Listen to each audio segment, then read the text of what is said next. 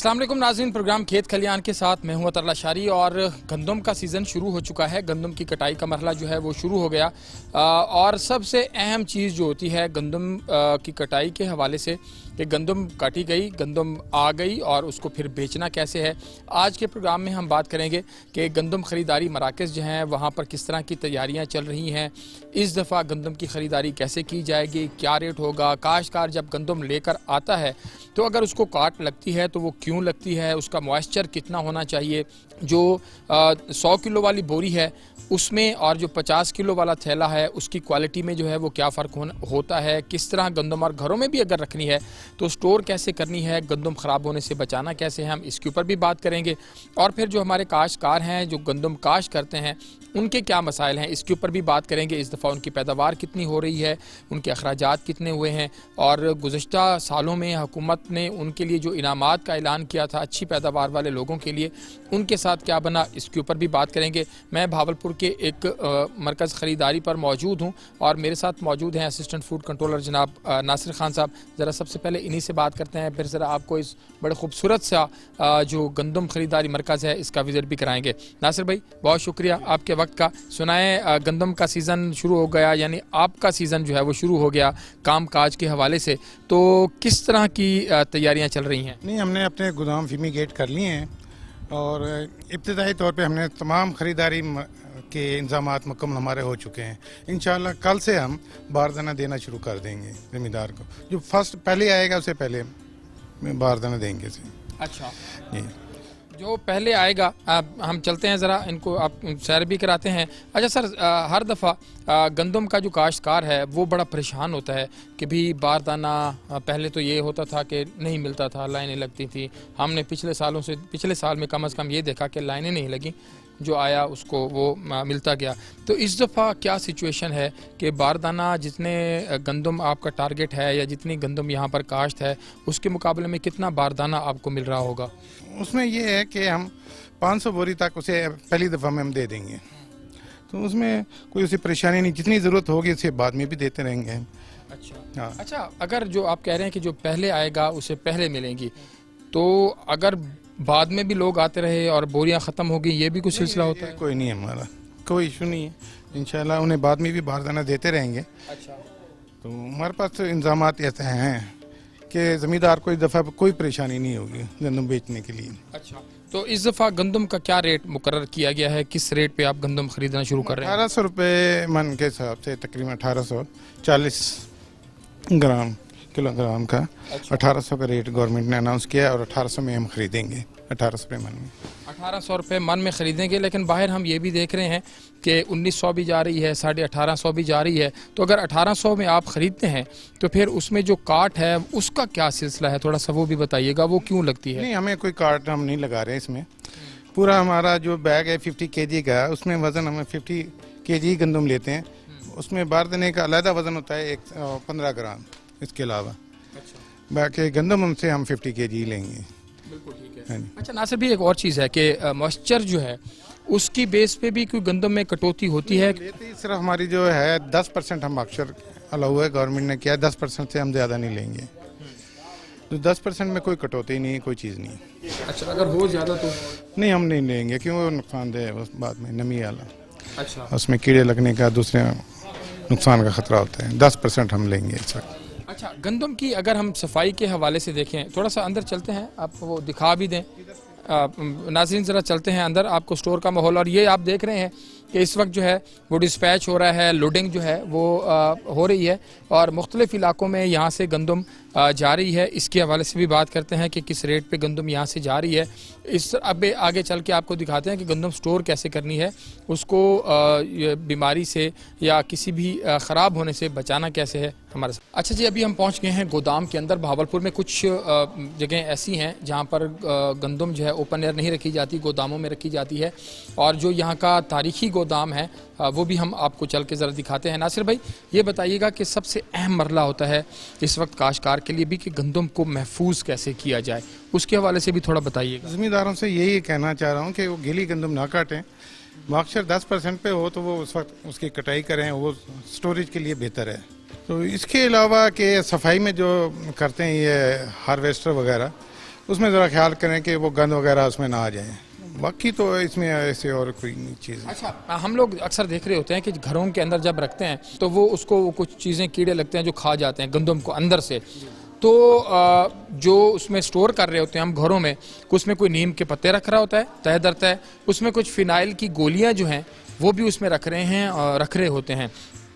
तो आपको क्या लगता है कि आप लोग जब इसको प्रिजर्व कर रहे होते हैं पूरा साल के लिए, तो क्या चीज़ें जो हैं इस्तेमाल की जाती नंबर पे तो ये है कि गीली गंदम उसमें स्टोर ना करें। उसे स्टोर करने के बाद उसमें एपी गोलियाँ जो होती हैं उसमें वो डालें और उसे ईयर टाइट कर दें। 15 दिन के लिए ईयर टाइट कर दें तो फिर सारा साल उसमें कोई कीड़ा नहीं लगेगा, गंदम महफूज रहेगी। एपी गोलियाँ सबसे बेस्ट हैं इस वक्त इसके। और गीली गंदम ना करें, उसमें स्टोर ना करें। गीली होगी तो उसमें नुकसान होगा, कीड़ा लगने का खतरा ज़्यादा होगा। और उसके अलावा एपी गोली से इसे कवर करके उसमें डाल दें इसे, तो वो सारा ये जी जैसे कह रहे हैं कि उसमें एपी गोली जो है वो उसमें इस्तेमाल करें। इस वक्त गंदम जो है वो यहाँ से उठाई जा रही है। तो सबसे ज़्यादा अहम बात जो ये भी है, काश्तकार कहता है, जैसे मैंने अभी थोड़ी देर पहले बात की कि यार हमें जो है ना वो 1 किलो फ़ी बोरी के पीछे से जो है वो काट लग जाती है। तो जो गंदम साफ़ की सफाई की अगर हम बात करें, जिसमें उसका जो ही कुछ और चीज़ें होती हैं वो शामिल हो जाएँ, आप उसको कैसे चेक कर रहे होते हैं कि गंदम कितनी साफ़ है और इसमें से काट कितनी करनी है? उसमें काट हम नहीं करते। हम सर्फ उसमें कंकर ये दूसरी चीज़ें अदर ग्रेन ना हो उसमें, तो उसमें कोई काट नहीं लगती, ना काट लगाते हैं उसमें हम। हाँ, और 10% मॉइस्चर हो, गंदम साफ़ हो तो उसमें कोई मसला नहीं। अगर जिसकी साफ़ नहीं है, उसमें भूसा भी मिक्स है, उसमें डंडियाँ भी मिक्स हैं। हिदायत करते हैं वो साफ़ करके लेके आए हमारे पास। अच्छा, हाँ, काट नहीं लगाएंगे, उसे कहेंगे अभी हम साफ़ करके लेके आए हैं, हम ले लेंगे। अच्छा, इस सेंटर में जो हम खड़े हैं, ओवरऑल पिछले दफ़ा भावलपुर में मेरे ख्याल में 2 करोड़ 70 लाख बैग जो है वो, पिछले साल हमने 2 करोड़ 80 लाख भावलपुर ज़िले में ख़रीदा था। तो हम टारगेट से ज़्यादा था। इंशाल्लाह इस साल भी हम टारगेट से ज़्यादा खरीदेंगे। तो हमारे पास सारे इंतजामात मुकम्मल हो चुके हैं इस वक्त। तो ये जहां हम इस वक्त मौजूद हैं, इस सेंटर की कितनी कैपेसिटी है और कितने इसमें बैग्स आप रख सकते हैं?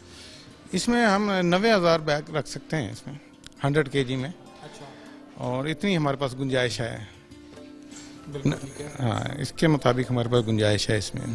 तो ये जो आपके पास स्टॉक पड़ा हुआ है, ये कब तक निकल जाएगा और ये किस रेट पे निकल रहा है? ये फ्लोर मिल वाले लेके जा रहे हैं यहाँ से 1475 रुपये हम से इस हिसाब से हम दे रहे हैं। और ये इंशाल्लाह 10 दिन तक ये गोदाम खाली हो जाएगा हमारा। मज़ीद कैपेसिटी इसमें और पैदा हो जाएगी हमें स्टोर करने के लिए। बिल्कुल ठीक है। अच्छा सर, ये भी बताइएगा कि जो बारदाना है, अगर मेरी ज़मीन है मेरे नाम लेकिन मैं काश्त नहीं करता, काश्त उसको कोई और बंदा करता है, तो क्या जो काश्त बंदा कर रहा है उसको भी बारदाना मिलेगा? उसे भी हमें बारदाना देंगे। जो भी हमारे पास आएगा उसे हमें बारदाना दे देंगे। अच्छा, चाहे वो मज़ारा हो या ज़मींदार हो या मालिक हो, हमने बारदाना उसे दे देना है। अच्छा, चाहे ज़िम्मेदार हो या मज़ारा हो, उसको बारदाना जो है वो मिलेगा। ये बड़ा खूबसूरत सा जी एक वो है अपना गंदम ख़रीदारी मरकज़ है, वहाँ पर ज़रा चलते हैं और आपको दिखाते हैं कि कितना खूबसूरत है और उसको ऐसे क्यों बनाया गया। ये ज़रा मुनफरिद अंदाज का है, वहाँ पर चलते हैं, हमारे साथ रहिएगा। तो ये जी आए, हम आपको ज़रा दिखाते हैं कि बड़े खूबसूरत से और मुनफरिद से यहाँ पर जो स्टोरेज के लिए वो कुप्पे टाइप बनाए गए थे, ये आपको इस तरह के बहुत कम जो हैं वो हमने देखे हैं। ये देखें जी, ये इस तरह का ये कुप्पा है और बड़ा मुनफरिद सा। अच्छा नासिर भाई, इसकी क्या वजह है? ये ऊपर से सारा गुलई और यहाँ तक इसका मुंह जो है वो बना हुआ है। ये पहले हम इस्तेमाल करते थे, अब तो नहीं कर रहे। ऊपर से गंदम डालते थे, ये स्टोरेज होती थी ऊपर। और एक इसमें 350 बैग आ सकते हैं, इसकी कैपेसिटी है। तो इसमें नीचे बोरी लगा के और इसे भर के फिर ये आगे चलते थे। वाह, तो ये कितना अरसा पहले बनाए गए थे? ये 1900 ये है 1945 के बाद के बने हुए हैं। अच्छा, हाँ जी, मतलब ये जब से पाकिस्तान बनने से भी पहले के बने हुए हैं ये। अच्छा। लेकिन अब ये इस्तेमाल में नहीं आ रहे। लेकिन अगर आप इन्हें इस्तेमाल करें तो ये चल सकते हैं? ये चल सकते हैं। अभी अगर इसकी रिपेयर हो जाए तो फिर हम इसे इस्तेमाल कर सकते हैं। तो आखिरी टाइम कब यहाँ पर इनको इस्तेमाल में लाया गया? ये 1995 तक ये काबिल इस्तेमाल थे। अच्छा, आए जी ज़रा आपको दिखाते भी हैं कि ये इतना खूबसूरत जो हैं वो ये बनाए गए हैं। ऊपर से ठंडक भी है अंदर में और ये आपको ऐसे भूल भुलैया जैसे जो है वो लगता है। और ख़ास तौर पर ये अगर आपको सर का जरा है वो ख्याल करना पड़ता है कि आपका सर इससे ना टकरा जाए, लेकिन ये पाकिस्तान बनने से भी पहले जो है वो इनको बनाया गया था। तो गंदम की तैयारी, आए सर, गंदम की तैयारी, फराज साहब आप भी अपने सर का ख्याल कीजिएगा, हाँ इस तरफ से चले जाएं, ठीक है। तो गंदम की तैयारी तकरीबन मुकम्मल हो चुकी है, ख़रीदारी जो है वो अब शुरू होने वाली है और काश्तकार भी पुरुमीद है कि वो ख़रीदारी उस अच्छे रेट पे उनको अच्छा मिल जाए, लेकिन मॉइस्चर का कंट्रोल करें, उसको मुनासिब देखें। अभी चलते हैं जो काश्तकारों के इश्यूज़ हैं उसके ऊपर ज़रा चलकर बात करते हैं, हमारे साथ रहिएगा।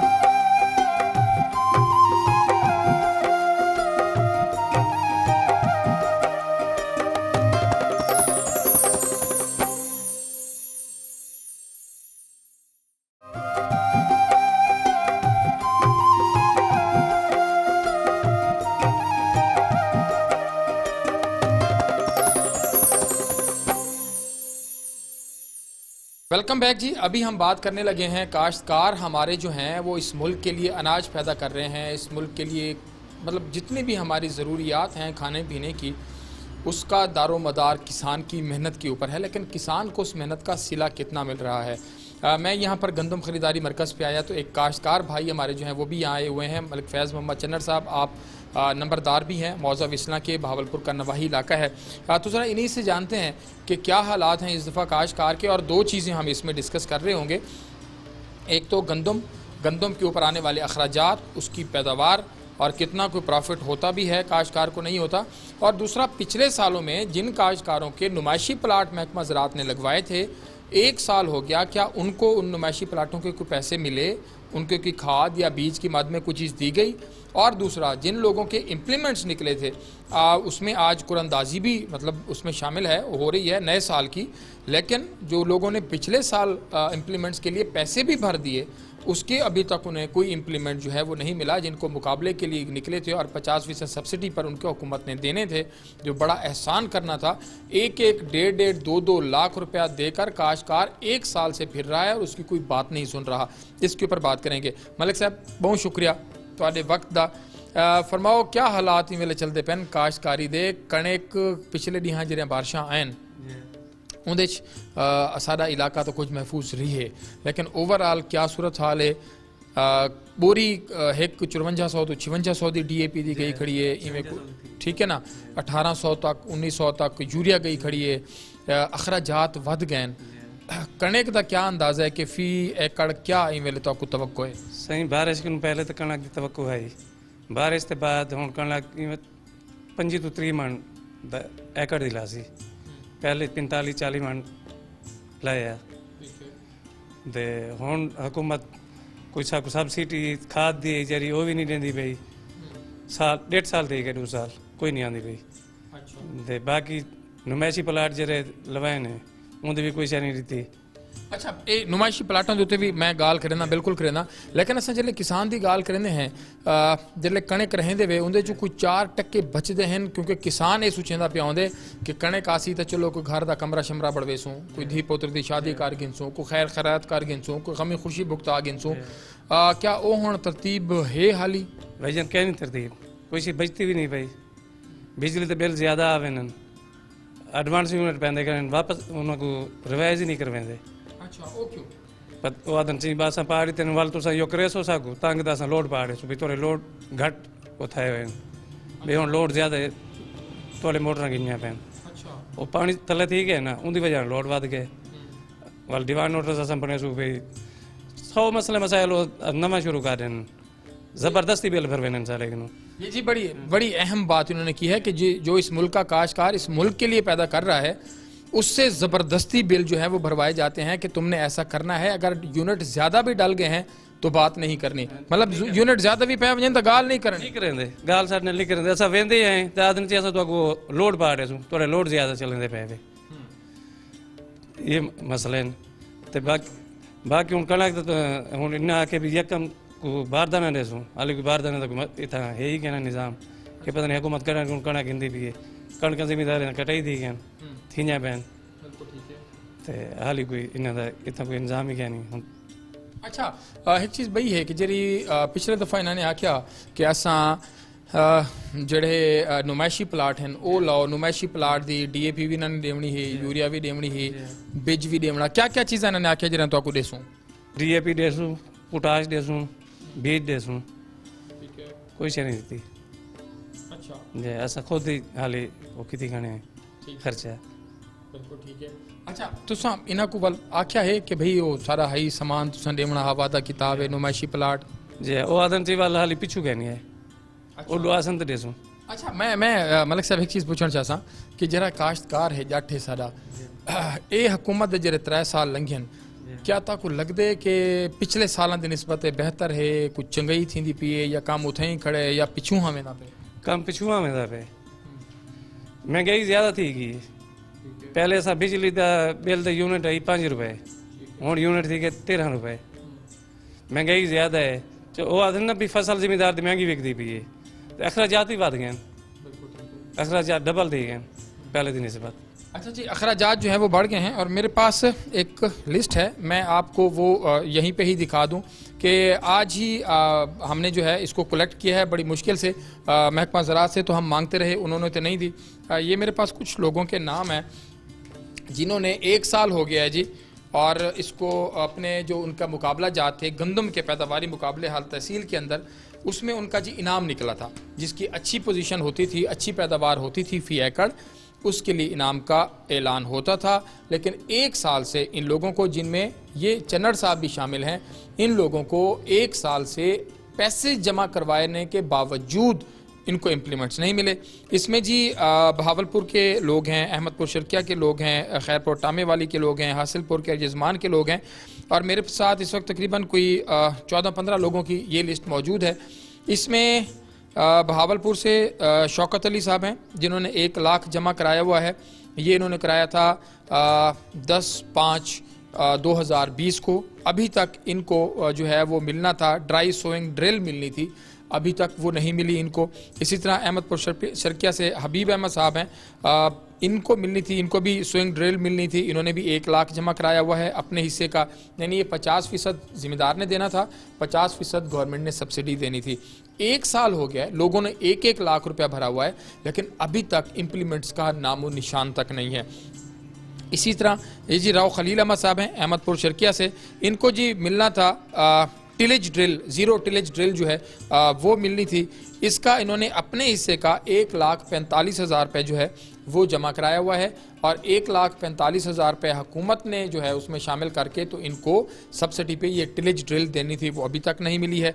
इसी तरह आगे है जी खैरपुर टामे वाली से जी हैं बहादुर अली साहब सनफ अलादिता इन्होंने भी अपना 1,60,000 रुपये जमा कराया है इनको वीट बेड प्लांटर जो है वो मिलना था वो अभी तक नहीं मिला है इसी तरह 0 टिलेज का एक और हासिलपुर के हमारे काश्तकार हैं इनका 1,45,000 जमा है और हमारे हासिलपुर के एक और काश्तकार हैं इनका 1 लाख रुपया जमा है और यहाँ पर इस लिस्ट में मैं देख लेता हूँ यहाँ पर भी 1 लाख एक दोस्त का जो है वो जमा है हासिलपुर से सैयद फ़ियाज़ अली शाह हैं उनका और उनको मिलनी थी जी अर्ली हिलप रिजर जो है वो मिलना था मतलब अभी तक ये सूरत हाल है कि एक साल हो गया है लोगों को अपने पैसे जमा करवाए हुए सुना उसे क्या हालात हैं पैसा अगर उतारे को लो कितने लग वजह कुछ 4% वो पैसा भी कमा वया पैसे भरी वदन लोग मिलता कई शैनी मतलब क्या सूरत हाल है उसी असां कुछ जनावर गेन गिनवा ना वो खड़ा डुआ तो सारे लाख रुपया थी वजह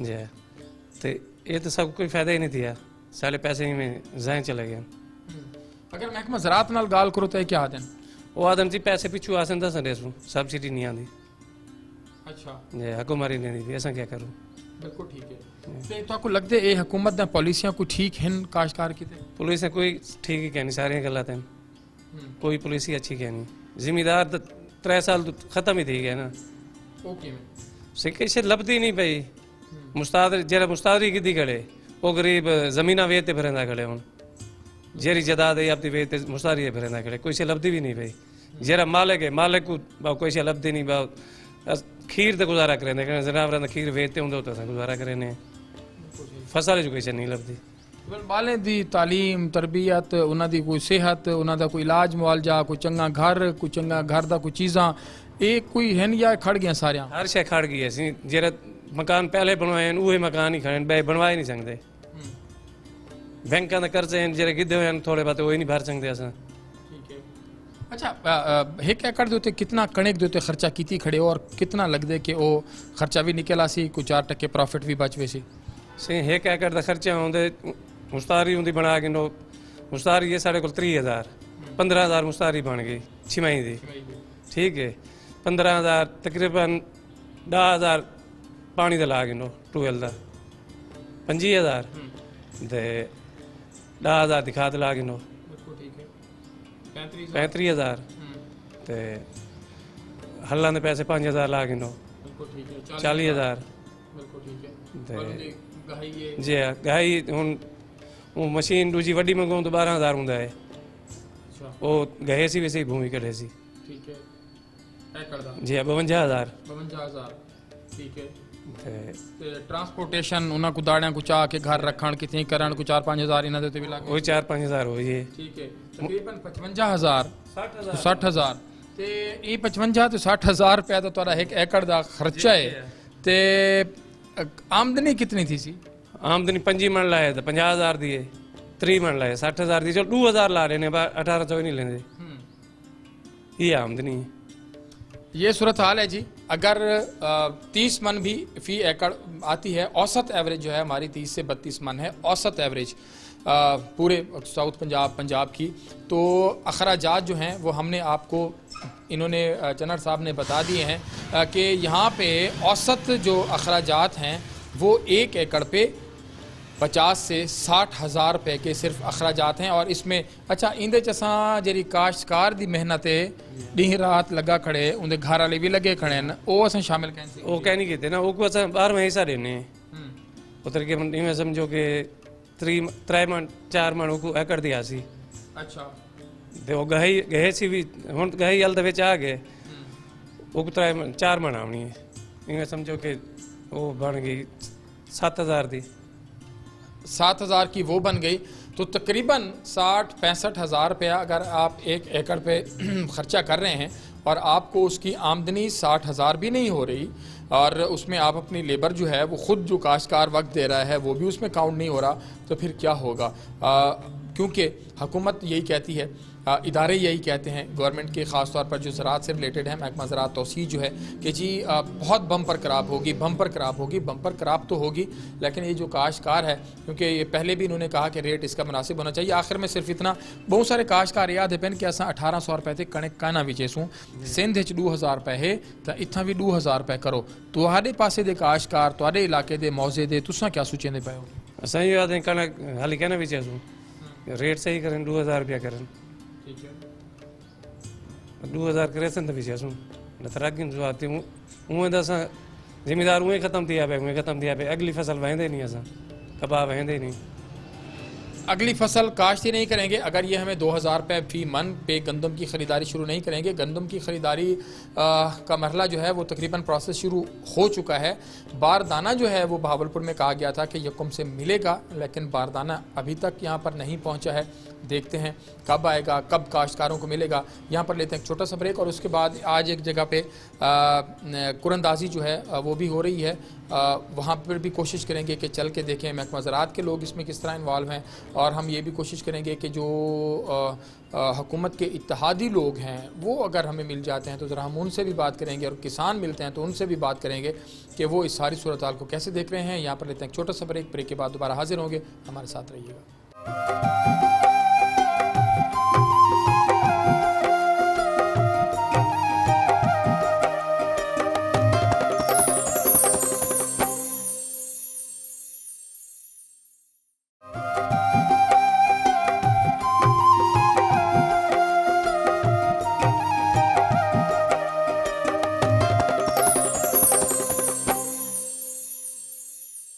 वेलकम बैक जी अभी हम बात कर रहे थे फूड सेंटर्स का भी हमने आपको दौरा कराया जो काश्तकारों के मसाइल हैं वो भी हमने आप तक पहुंचाए प्रोग्राम के इस हिस्से में हमारे साथ मौजूद हैं मेरे लिए इंतहाई काबिल एहतराम डॉक्टर मोहम्मद अफजल साहब मेंबर पंजाब असम्बली पाकिस्तान मुस्लिम लीग काफ से इनका ताल्लुक़ है और यजमान इनका हल्का है डॉक्टर साहब बहुत शुक्रिया आपके वक्त का ये फरमाइएगा आज हमने काश्तकारों से बात की काश्तकारों का एक तो बुनियादी मसला इस वक्त पंजाब के काश्तकारों का वो ये है कि जी सिंध हुकूमत ने 2000 रुपये रेट किया तो गवर्नमेंट को भी 2000 रुपये करना चाहिए। इसके दो नुकसानात हो रहे हैं जो काश्तकारों का कहना है।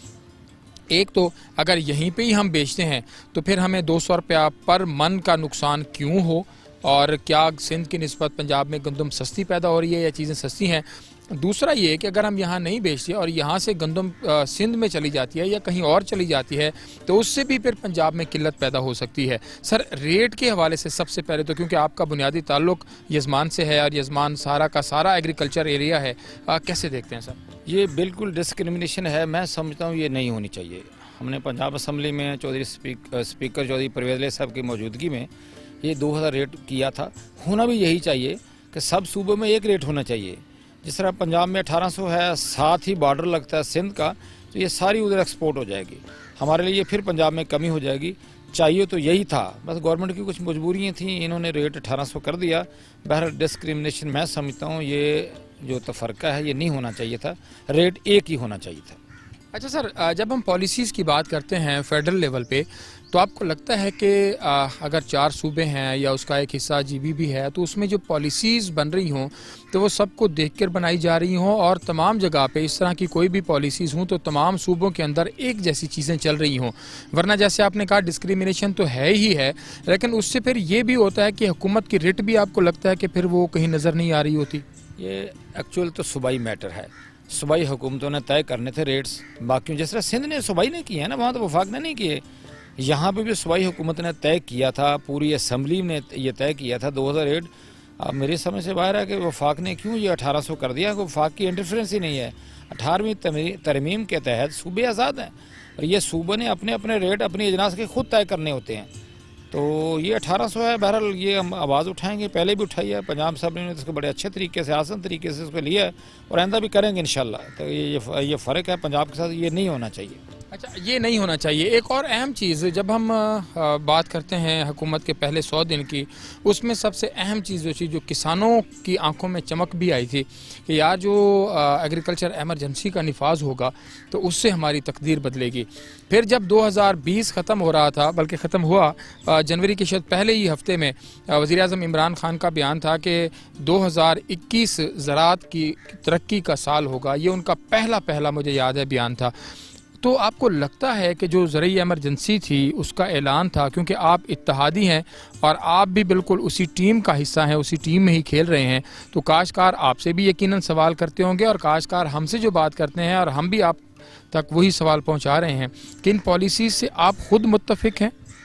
जी, मैं बिल्कुल मुतमिन हूँ, मुतफिक भी हूँ, क्योंकि वज़ीर आज़म साहब की जो पॉलिसी से अमल दरामद शुरू हो गया है। अब इसी पे ले लें, सब्सिडी पहले आटे पे मिल रही है, आवाम को रिलीफ मिल रहा है बहुत ज़्यादा, और उसके साथ साथ ही अब ये जिस तरह ये गंदम है और कैनूला है, आयल की जितनी हैं इस पे और गन्ना, ये तीनों पे बीज पे भी सब्सिडी मिल रही है और ज़रूरी आलात पे मिल रही है। काफ़ी सारी कुरानदाजी हो गई हैं। बाकी जिस तरह ये भी आज भी इसी सिलसिले की कड़ी है, तो इस पे इंशाल्लाह ये मैं समझता हूँ ये ऐसा टाइम टेकिंग प्रोसेस है और शुरू हो गया। इंशाल्लाह आवाम को, हमारे किसान भाइयों को रिलीफ मिलेगा इंशाल्लाह। अच्छा सर, एक अहम चीज़, आपका ताल्लुक रोही चोलिस्तान से है, तो रोही चोलिस्तान में 2 इश्यूज़ बहुत अहम है। एक तो पानी, नहरी पानी की इशू, और दूसरा अलाटमेंट का मामला।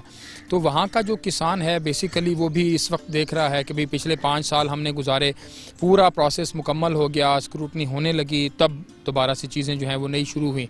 तो अब इस वक्त क्या सिचुएशन है रोही चोलिस्तान के काश्तकार की, पानी के हवाले से और अलाटमेंट के हवाले से? अलाटमेंट के सिलसिले में तो स्क्रूटनी हमारी आखिरी मराहिल में है। इंशाल्लाह जितनी जल्दी, ये हमारी पूरी कोशिश है, स्क्रूटनी जैसे मुकम्मल होगी साथ ही बेल्टिंग हो जाएगी, अलाटमेंट हो जाएगी। ये इंशाल्लाह इसी साल के अंदर अंदर ये प्रोसेस मुकम्मल हो जाएगा। दूसरा पानी का मेरे ख्याल अब किसी काश्तकार से जाके पूछें, इतने जब से पाकिस्तान बना 47 से लेके आज तक उस जगह पे पानी नहीं पहुंचा जहां तक अब पानी जा रहा है। 2 साल से दूर दूर तक आप जाके देख लें, मेरे ख्याल पानी के हवाले से किसान मुतमिन है, खुश भी है, खुशहाल भी है। अब मेरे ख्याल मेरे पास तो अक्सर लोग आते हैं ना चोलिस्तान से, वो कह रहे हैं कि डॉक्टर साहब पानी अब उस जगह पे पहुंच रहा है जहां हमने कभी सोचा भी नहीं था, और इंशाल्लाह पानी वाला मामला काफ़ी हद तक बेहतर है और इंशाल्लाह बेहतर रहेगा। उनका हक है। हमारे चोलस्तानी भाइयों का उनको मिल रहा है और इंशाल्लाह मिलता रहेगा। स्क्रूटनी भी हमारी मेरे ख्याल हर हफ्ते एक मिशन साहब की मौजूदगी में, एमडी चोलस्तान की मौजूदगी में मीटिंग्स हो रही हैं। एसी सामान स्क्रूटनी पे लगे हुए, पीछे थोड़ा सा काम रुक गया था ये रैली की वजह से, वो दोबारा स्टार्ट हो गया है और मेरा ख्याल विद इन 2 मंथ ये सारा इंशाल्लाह प्रोसेस मुकम्मल हो जाएगा। शेड्यूल दे दिया है एसी साहबान ने, दोबारा शेड्यूल दे दिया, अब शुरू हो गई है। तो इंशाल्लाह जैसे स्क्रूटनी, क्योंकि थोड़ा सा ये सीरियस प्रोसेस है जिनके साथ हम चाहते हैं किसी के साथ ज़्यादती ना हो। जो चोलस्तानी है, जो मुस्तहिक का उसका नाम आना चाहिए, उसको अलाटमेंट होनी चाहिए और इंशाल्लाह यही हमारा एक वादा है, एक नारा है हमारा ये स्लोगन था इलेक्शन में और रहेगा कि उनको जो चोलस्तानी है उसको अलाटमेंट होगी और हो रही है इंशाल्लाह।